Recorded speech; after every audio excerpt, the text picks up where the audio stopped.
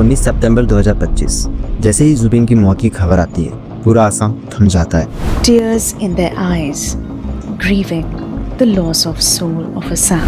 College student से लेकर policeman officers तक, सोशल मीडिया इन्फ्लुएंसर से लेकर ऑफिस जाने वाले लोगों तक, कोई भी अपने आंसुओं को रोक नहीं पा रहा था। Everyone felt the absence of the superstar and the voice of a generation. Zubeen Garg. यहाँ तक कि ऑफिसेज भी बंद हो गई और सरकार को 3 दिन का मॉर्निंग अनाउंस करना पड़ा। और जब जुबिंदा की बॉडी आसाम पहुंची तो उनकी एक झलक देखने के लिए लाखों की भीड़ इकट्ठा हो गई। और फिर 23 सितंबर 2025 को इनके अंतिम संस्कार में भारत की रिकॉर्ड तोड़ भीड़ देखने को मिली। Thousands of fans were heard singing his songs and shouting, "Jai Zubeen Da." इतनी संख्या में लोग वहां आए थे कि किसी ने एक्सपेक्ट भी नहीं किया था।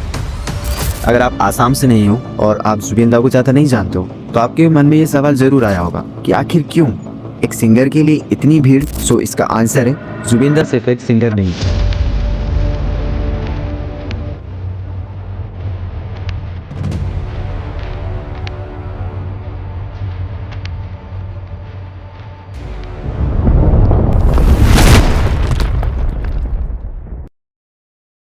सो today we will talk about Assam का बेटा, जिसे दुनिया जुबिन गर्ग के नाम से जानती है। और हम जानेंगे कैसे एक छोटे से गांव से निकला हुआ लड़का 40 से ज़्यादा भाषाओं में 38 से 40 हज़ार गाने गाकर रिकॉर्ड बनाता है, और कैसे बॉलीवुड की इतनी चमक धमक के बावजूद भी वो अपनी मिट्टी से कैसे जुड़ा रहा। तो सबसे पहले हम बात करते हैं जुबिंदा के बचपन की। उनका असली नाम जुबिन बोरठाकुर था। 18 नवंबर 1972 को मेघालय के तुरा में एक आसामी ब्राह्मण परिवार में उनका जन्म होता है। उनके पापा मोहिनी मोहन बोरठाकुर एक मैजिस्ट्रेट और एक कवि थे जो कपिल ठाकुर के नाम से कहानियां लिखते थे। उनकी मम्मी एलएलवाई बोरठाकुर एक क्लासिकल डांसर, सिंगर और एक एक्ट्रेस थी जो कि उनकी पहली गुरु बनी। जुबिंदा का नाम एक मशहूर कंडक्टर जुबिन मेहता के नाम से इंस्पायर्ड था और उन्होंने अपने गोत्र से गर्ग सरनेम को अपनाया था। जुबिंदा को तबला और संगीत का शौक बचपन से ही था। उन्होंने पंडित रॉबिन बनर्जी से 11 साल तक तबला सीखा और गुरु रामानी राय से आसामी लोकगीत की तालीम ली। महज 3 साल की उम्र में जुबिंदा ने गाना गाना शुरू कर दिया था। उनकी छोटी बहन जो उनकी बोरठाकुर एक सिंगर और एक्ट्रेस थी जो कि 2002 में एक रोड एक्सीडेंट में चल बसी, और इस दुख ने जुबिंदा को और भी ज्यादा मजबूत बनाया। और उनकी दूसरी बहन पालमी भरतनाट्यम डांसर और प्रोफेसर है। स्कूल और कॉलेज के दौरान जुबिंदा ने बूम बूम नाम का एक रॉक बैंड बनाया और खुद ही गानों की कंपोजिशंस को लिखने लगे। सन 1992 में महज 19 साल की उम्र में उनकी पहली एल्बम रिलीज होती है, अनामिका,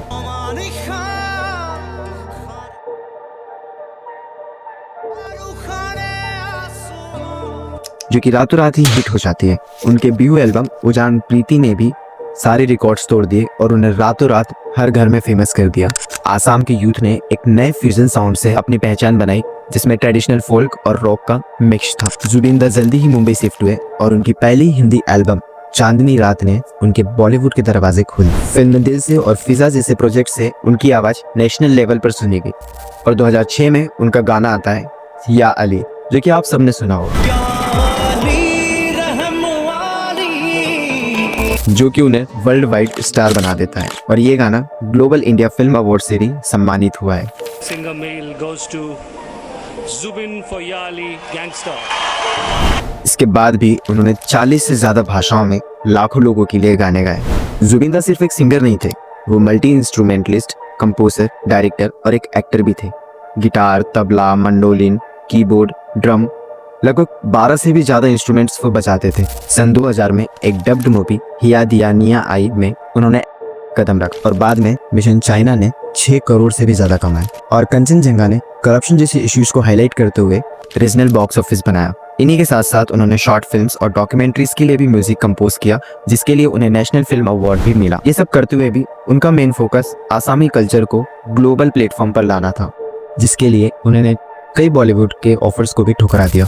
जुबिंदा अपने आप को अपॉलिटिक सोशलिस्ट कहते थे, लेकिन सामाजिक न्याय के मुद्दों पर बहुत वोकल रहते थे। 2017 से ही उन्होंने सिटीजन अमेंडमेंट एक्ट CAA का विरोध किया। 2024 में उन्होंने अपनी फेसबुक पोस्ट में कहा कि आसाम के लोग कभी भी CAA को एक्सेप्ट नहीं करेंगे और सबको कानून की लड़ाई लड़ते रहना चाहिए। उनका कहना था कि आसाम में हिंदू और मुस्लिम डिवाइड नहीं है, हम सब एक हैं वो रिलीज और कॉन्सर्ट के थ्रू लोगों को जगाने लगे। अल जरीरा की रिपोर्ट के हिसाब से जुबिंदा ने अपने आप को अथिस्ट और कास्टलेस बताया और उन्होंने कहा कि उन्हें किसी भी होली थ्रेड की जरूरत नहीं है। उन्होंने उल्फा के हिंदी गाने बंद करने के डिक्टेट को भी चैलेंज किया और आसाम में रहते हुए भी हिंदी गाने गाए। जुबिंदा बिहू फेस्टिवल के स्टेज से सबको इंस्पायर करते थे कि वो कास्ट और रिलीजन से ऊपर उठे। उनका ये रिबेलियस एटीट्यूड उन्हें आसाम के यूथ का सिंबल बना गया। म्यूजिक के साथ साथ जुबिंदा एक बहुत ही बड़े फिलैंथ्रोपिस्ट थे। उन्होंने कालगुरु आर्टिस्ट फाउंडेशन बनाया जो हर साल आसाम की बाढ़ के समय राशन, दवाइयाँ और कपड़े डोनेट करता है। यहाँ तक कि वो चैरिटी फुटबॉल मैचेस भी खेलते थे और जीता हुआ पूरा पैसा रिलीफ फंड में दान कर देते थे। कोविड-19 पैंडेमिक के दौरान जब हॉस्पिटल बेड्स कम पड़ गए थे तो उन्होंने अपने गुवाहाटी का 2 मंजिल मकान कोविड केयर सेंटर के रूप में खोल दिया था। COVID-19 cases in Guwahati are rising at an alarming pace and hospital running out of beds. Popular singer Zubin Garg has proposed the Assam government to convert his 2-story house into a COVID care center. सबसे खास बात, जुबिंदा और उनकी पत्नी ने 15 गरीब बच्चों को एडॉप्ट किया और उन्होंने चाइल्ड लेबर और सेक्सुअल अब्यूज से बची एक बच्ची को 2014 में रेस्क्यू करा, उसे शिक्षा दी, प्यार दिया, उसकी शादी भी करवाई और अपने पैरों पे खड़े होने के लिए उसे एक शेविंग मशीन भी गिफ्ट की। उनके कजिन्स और बैंड मेंबर्स कहते हैं कि उनकी जेनरसिटी अनडॉक्यूमेंट थी। गांव के लोग सिर्फ मेडिकल बिल और शादी के लिए ही उनके पास आते थे और वो भी बिना पब्लिसिटी के उनकी मदद करते थे। इंडिया टुडे बताता है कि उन्होंने एड अवेयरनेस, ब्रेन कैंसर और मेंटल हेल्थ कैंपेन में भी एक्टिवली पार्टिसिपेट किया और स्टेट लेवल अवार्ड लेने से मना करते थे ताकि न्यू सिंगर्स को भी इंकरेजमेंट मिले। बाहर से सुपरस्टार देखने वाले जुबिन अपने फैंस के साथ चाय की टपरी पर बैठकर गपशप करते थे। उनका कहना था कि एक किंग अपने किंगडम को कभी नहीं छोड़ता, इसलिए उन्होंने उनकी जिंदगी का ज्यादा समय मुंबई के बजाय आसाम में बिताया। हर व्यक्ति की तरह जुबिंदा भी कंट्रोवर्सी से दूर नहीं रहे।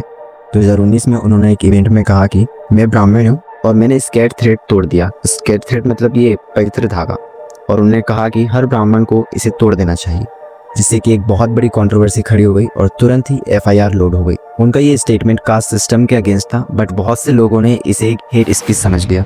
2024 में बिहू कॉन्सर्ट के दौरान जुबिंदा ने कृष्णा को एक मनुष्य बताया, जिससे कि रिलीजियस ग्रुप भड़क गए और ये भी एक बहुत बड़ी कंट्रोवर्सी हो गई थी, जिसके लिए उन्होंने बाद में माफी भी मांगी थी। यहाँ तक कि उन्होंने भारत रत्न अवार्ड को पॉलिटिकली मोटिवेटेड और नेशनल एंथम पर भी बहुत से कमेंट्स किए थे, जिसकी वजह से कंट्रोवर्सीज हुई थी। उन्होंने एक दिन एक माइनर स्मोकर को थप्पड़ मार दिया था, जो कि बहुत ही वायरल हो गया था। ये सारी कंट्रोवर्सीज बताती हैं कि जुबिंदा इम्पल्स से बोलने वाले और किसी से भी नहीं डरते थे, लेकिन इन्हीं सब के लिए उन्होंने कभी कभी माफी भी मांगी और सपोर्टर्स के लिए उनकी तरफ से लड़ते भी थे।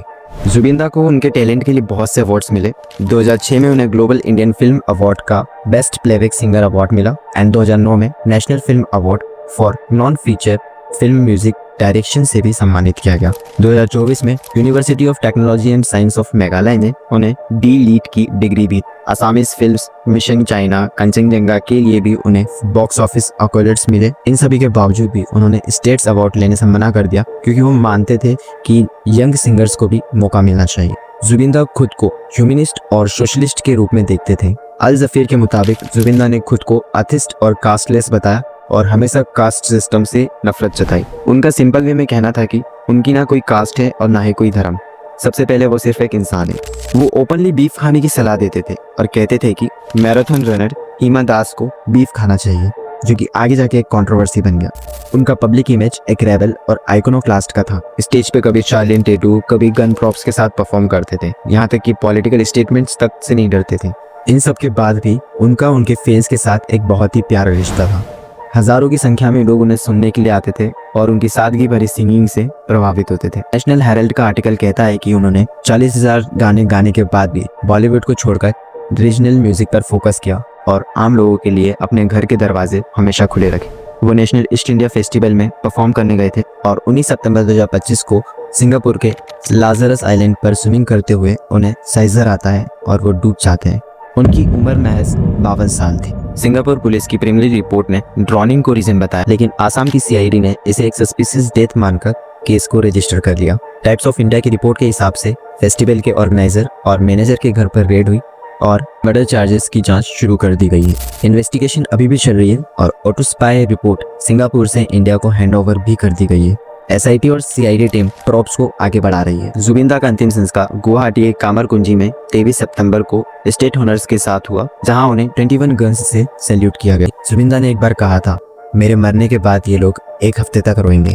और ये बिल्कुल सच साबित हुआ। जुबिन गर्ग के गाने अभी भी आसाम की हर गली, मदरसा और चर्च में बजते हैं। उनकी पत्नी और कालगुरु आर्टिस्ट फाउंडेशन अभी भी लोगों की देखभाल में लगा हुआ है और उनके 15 एडॉप्टेड बच्चे उनकी वसीयत को संभाले हुए हैं। जुबिन दा ने आखिरकार दिखाई दिया कि फेम के साथ उनकी रिस्पॉन्सिबिलिटी भी जुड़ी हुई रहती है और जब कोई इंसान उसकी मिट्टी और अपने लोगों के लिए लड़ता है तो वो अमर हो जाता है। दोस्तों, जुबिन दा की कहानी हमें सिखाती है, अगर टैलेंट के साथ जज्बा और इंसानियत जुड़ जाए तो आप एक पूरा मूवमेंट खड़ा कर सकते हो। उनके सॉन्ग्स, उनकी आवाज़ और उनके सोशल एक्टिविज्म में आसाम और इंडिया को एक नई पहचान दी है। हम सब के लिए ये एक इंस्पिरेशन है कि हम अपनी आवाज़ का इस्तेमाल करके सोसाइटी में एक पॉजिटिव चेंज ला सकते हैं। अगर आपको ये डॉक्यूमेंट्री अच्छी लगी so please like and comment कीजिए और हाँ, कमेंट में ये ज़रूर बताइए कि आपको जुबिन दा का कौन सा गाना सबसे ज़्यादा हार्ट टचिंग लगता है। फिर मिलेंगे किसी और नई कहानी के साथ। तब तक के लिए जय हिंद, गुड बाय।